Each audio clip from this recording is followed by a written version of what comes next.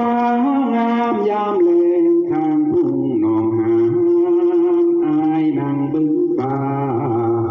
คิดฮอดแก้วตาเจ้าไปติเลอพระธาตุเชิงชุมทางข่าวผู้ผ่านบ้านเฮายังคอยเสมอ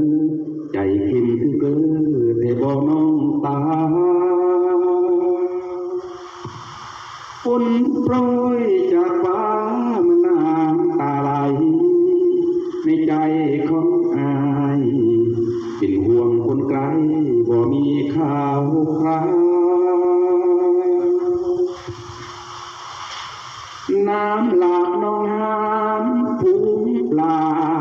ชุมกันพาลอยลงลำเปล่าดังใจผู้สาวคิดไปหวัง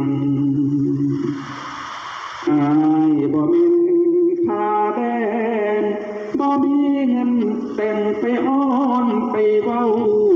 ให้คนลืมข่าวคิดฮอดความหลังยานผู้เขียวใบหม่อนไปรูคำบอนของคนมีตัง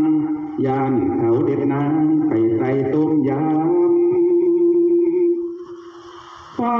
งามยามแลงทางทุ่งหนองหานเป็นสีสกโต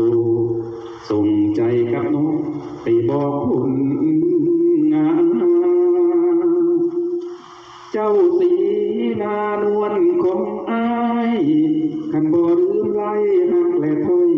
คำอยากให้กับลำคืนทุ่ง